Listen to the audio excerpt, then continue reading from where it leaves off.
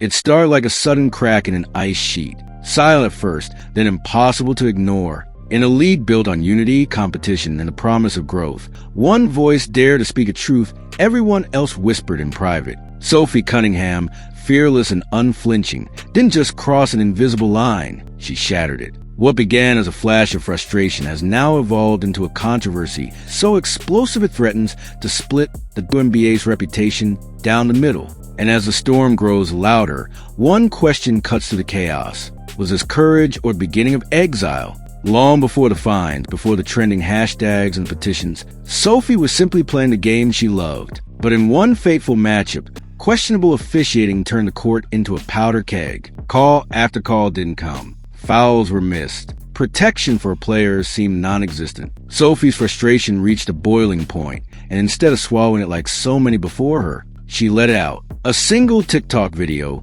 raw and unfiltered, delivered with the sting of truth. 3 words. The refs are useless would ignite a crisis the league couldn't control. The WNBA's response was swift and cold. A $500 fine, issued almost immediately, was intended to be a slap on the wrist, a warning to stay in line. But that warning did the opposite. Instead of silencing Sophie, it emboldened her. Fans rallied instantly, flooding social media with support. Players privately reached out, echoing her frustrations. The league had underestimated something critical. This wasn't an isolated outburst. It was a tip of an iceberg of resentment that had been building for years, buried under a culture of silence and fear of reprisal. Days later, Sophie doubled down, and that's when the league drew blood. Appearing on a podcast, she didn't just stand by her comments, she expanded them. She spoke of widespread dissatisfaction among players, the whispered consensus that officiating wasn't just flawed,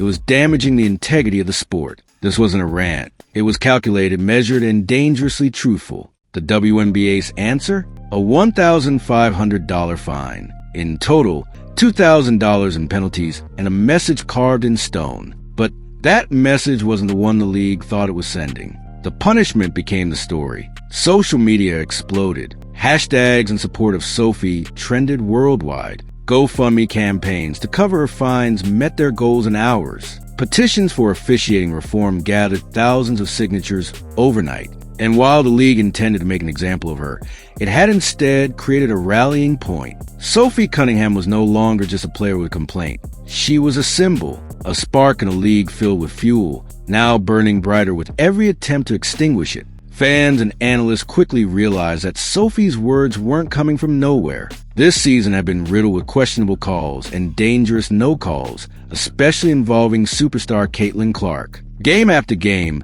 Clark endured brutal hits, elbows, blindsides, intentional contact, with barely a whistle blown. The inconsistencies weren't just frustrating, they were eroding trust in the fairness of the sport. Sophie's public criticism resonated because it validated what so many had already suspected. The WNBA's officiating wasn't just imperfect, it was compromised by a lack of accountability and transparency that no professional league could afford. What Sophie exposed wasn't just a bad night for the referees. It was a systemic problem. Players whispered about it in locker rooms. Coaches muttered about it in post-game pressers, careful to avoid language that might get them fined. Fans posted slowed-down video clips online, circling missed calls and demanding answers. Yet for years, the league's leadership sidestepped the issue. Instead of addressing the officiating itself, it focused on silencing criticism, as if ignoring the wound might somehow heal it. Sophie's refusal to stay silent forced the league to confront a problem it had long tried to bury. And that's when the comparisons began. Sports commentators drew parallels to the NBA and NFL, where criticizing officials might earn a warning or fine, but where the conversation about officiating is part of the culture. Draymond Green could blast referees on live TV. Charles Barkley made a career out of his candid critiques. In the NFL, even after the infamous 2019 Saints no-call, players and coaches spoke openly about officiating failures. Fans valued that transparency. But Sophie's treatment revealed a stark truth. In the WNBA, honesty wasn't celebrated. It was punished, and punished severely. The Streisand effect hit full force. The more the league tried to suppress Sophie's comments, the more they spread. Clips from her podcast racked up hundreds of thousands of views. Sports shows replayed her quotes, dissecting every word. Even casual fans who hadn't followed the WNBA before suddenly knew her name. Ironically, the fines meant to silence her had turned her into one of the most talked about players in the league. And with every retelling of the story, the original issue, the officiating crisis, became harder and harder for the WNBA to sweep under the rug. Then came the twist that made the league's handling of Sophie's case even more damaging. Almost simultaneously, the Wall Street Journal published an opinion piece suggesting Caitlin Clark's civil rights may have been violated due to unchecked targeting and dangerous hits. National outlets like Fox News picked it up, questioning whether the WNBA was fostering a hostile work environment. Suddenly, Sophie's fight against poor officiating wasn't just a sports story. It was part of a larger conversation about player safety, workplace rights, and the league's overall credibility on the national stage. The timing was disastrous for WNBA leadership. Here they were, fining a player for measured criticism of referees, while the media was spotlighting far more serious accusations of negligence and bias. It was like trying to put out a candle while the building burned. Fans and journalists alike began asking a dangerous question. If the league couldn't handle fair, constructive criticism, how could it handle legitimate allegations of systemic mistreatment? The fines now looked less like discipline and more like an admission that the league feared the truth getting out. What made Sophie's stand so potent was its restraint. She hadn't gone nuclear. She acknowledged refereeing was difficult, even praising certain officials for their skill and professionalism. But she also posed a question that still haunts the WNBA. When a simple call right in front of you is missed multiple times, what are you doing? That line struck a nerve. It wasn't just about one missed whistle. It was about the very foundation of fairness in competition. Without trust in officiating, the entire structure of the sport begins to crumble. The fan response was immediate and relentless. At games, signs reading "We Stand with Sophie" popped up in the stands. Social media campaigns flourished. Petitions grew by the hour. The GoFundMe not only covered her fines, but raised extra funds, which Sophie hinted might be used to support officiating reform efforts. This wasn't just fan outrage. It was a movement, and the league's stubborn refusal to acknowledge the legitimacy of the criticism only fueled it further, ensuring the controversy wouldn't fade quietly into the background. WNBA officials tried to defend their stance, pointing out that most professional leagues fine players for criticizing officials. But critics were quick to note the key difference. In other leagues, the officiating rarely reaches a level that compels players to speak out repeatedly. The persistent need for criticism, they argued, was itself evidence of a broken system. Instead of taking that as a wake-up call, the WNBA seemed content to punish the messenger. And in doing so, they transformed a disciplinary issue into a crisis of trust and legitimacy. By now, Sophie Cunningham had become the unintentional face of a fight far bigger than herself. She wasn't just battling a fine, she was challenging a culture. Her defiance sent a message that resonated far beyond the hardwood, that silencing truth only makes it louder. And with each passing week, the WNBA's reluctance to engage with the criticism risked alienating not just Sophie, but an entire generation of players and fans who believed the league was capable of better. The gap between leadership and its community was widening at an alarming rate. Every new incident only made that gap more visible. Another hard foul on Caitlin Clark went uncalled. Another questionable ejection of a player for minor dissent drew attention. And with each example, the narrative Sophie had laid out gained credibility. It wasn't just her opinion anymore. It was a pattern anyone could see. The WNBA's silence on these matters contrasted sharply with its quickness to issue fines for verbal criticism, creating a portrait of an organization obsessed with controlling the story rather than improving the game. The irony was almost too much to ignore. Sophie's comments, had they been left alone, might have been forgotten within a week. But by punishing her so publicly and so harshly, the league had ensured they would be remembered for years. Sports historians will one day point to this as a case study in how not to handle player relations. The attempt to quash dissent had backfired spectacularly, turning a single player's frustration into a league-wide referendum on transparency, fairness, and the very soul of the WNBA. The stakes couldn't be higher. The WNBA is at a pivotal point in its growth, with unprecedented media attention, rising star power, and a growing fan base. But controversies like this threaten to undermine all of it. Fans can forgive bad calls. They happen in every sport.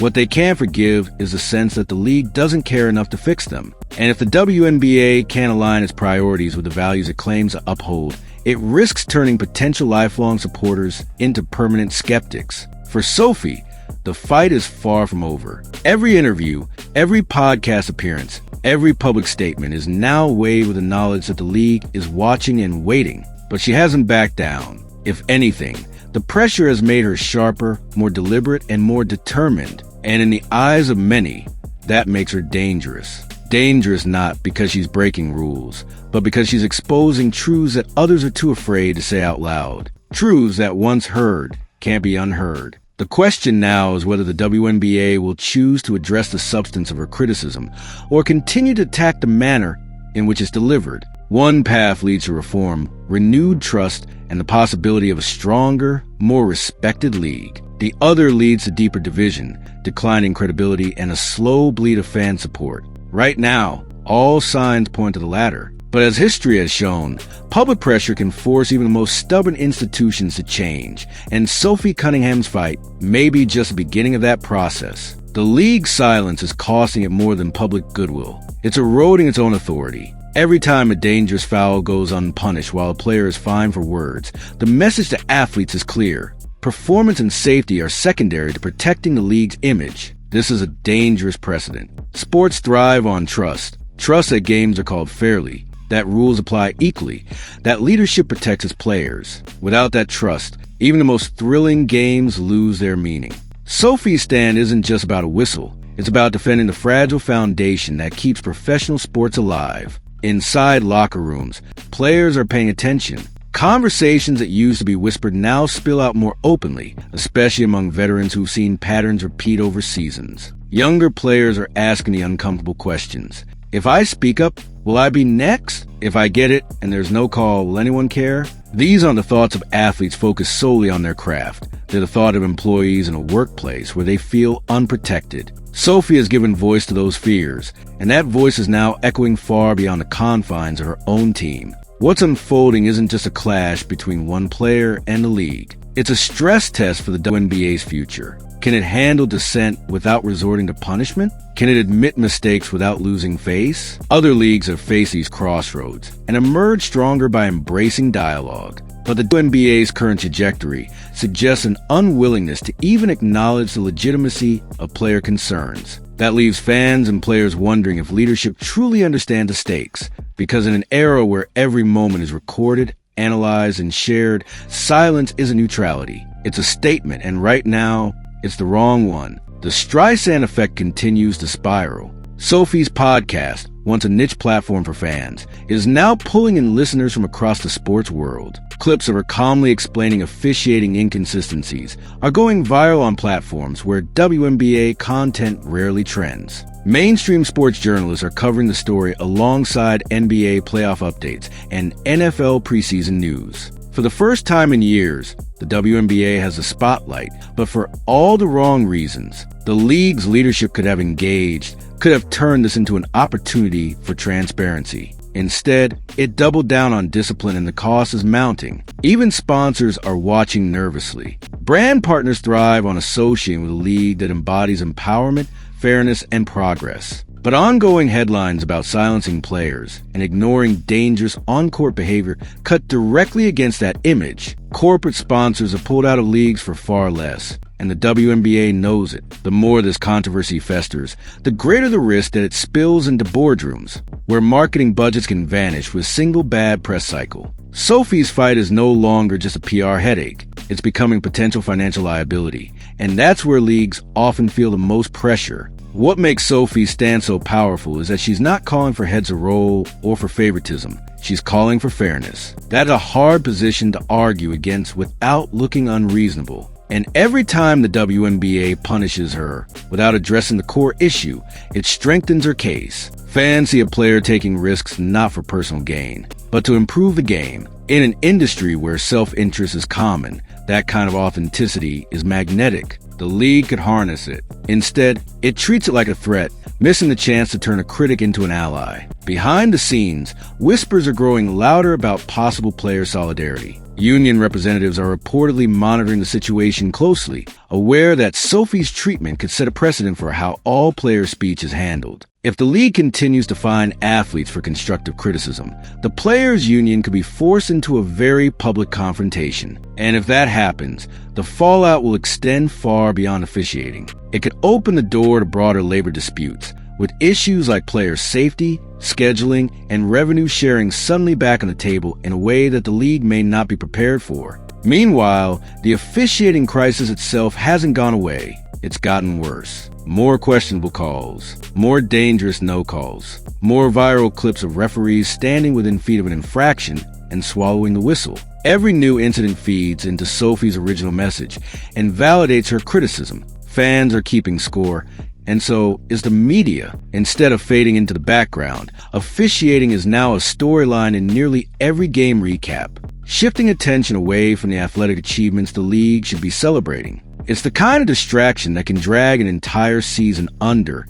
no matter how good the on-court product is. The Caitlin Clark factor remains one of the most glaring examples of the league's double standard. Game after game, she's targeted with hard, unnecessary contact, sometimes in ways that could cause serious injury. And yet, those responsible walk away without so much as a warning. This pattern undermines everything the league says about player safety. Fans aren't blind. They see the contrast between the WNBA's passivity on dangerous play and its aggression in policing speech. That contradiction is toxic, and until it's addressed, every fine levied against a player like Sophie will be seen as an act of misplaced priorities. There's a reason this moment feels so pivotal. The WNBA has been gaining unprecedented visibility, thanks to rising stars, better TV deals, and increased coverage. But all of that momentum can be squandered if the public begins to believe the league is more concerned with optics than integrity. Sophie's battle is exposing fault lines that have been there for years, hidden under the surface. Now they're visible for everyone to see.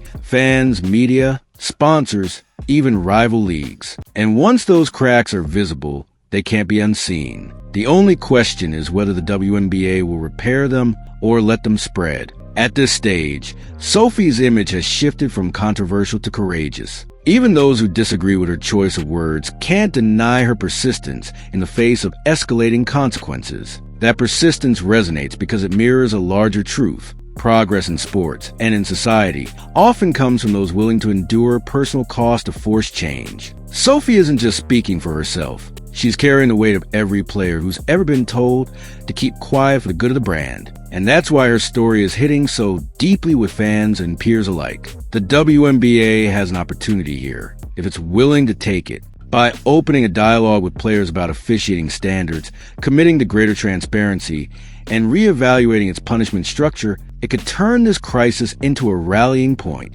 It could show that it values the voices of its athletes as much as their performance. But every day it waits, every fine it issues, every dangerous foul it ignores, it sends the opposite message. Time is running out to seize the moment. And if the league misses it, the consequences won't just be reputational. They'll be structural. Media coverage isn't letting go either. Sports talk shows, podcasts, and columnists are treating Sophie's situation as emblematic of a larger leadership crisis. They're drawing connections between officiating, player treatment, and the WNBA's long-term growth strategy. Some are even questioning whether leadership changes at the top are necessary to restore credibility.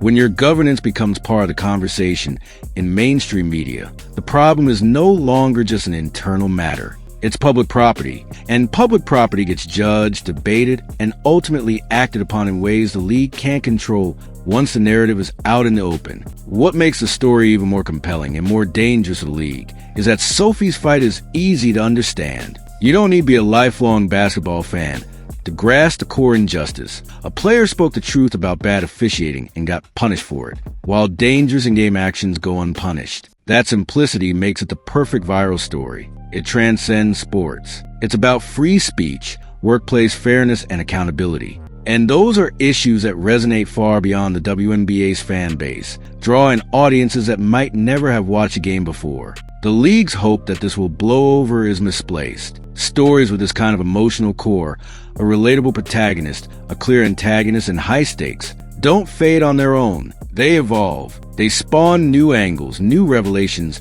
new waves of coverage. And as long as officiating controversies keep happening on the court, Sophie's original criticism will remain relevant. In fact, every fresh officiating blunder will act as a reminder, pulling the entire controversy back into the headlines and forcing the WNBA to relive the same PR nightmare again and again. Even some referees, speaking off the record, have reportedly admitted they understand where Sophie is coming from. Officiating is a hard job, but the best in the business know that accountability is part of the role. The problem is that in the WNBA, that accountability seems one-sided. Players are expected to accept criticism, fines, and public scrutiny, but officials operate behind a wall of protection. That imbalance doesn't just frustrate athletes. It undermines the credibility of the officiating crew itself, leaving the impression that mistakes can be made without consequence, no matter how impactful they are to the game's outcome. The longer this drags on, the more it risks defining the WNBA season.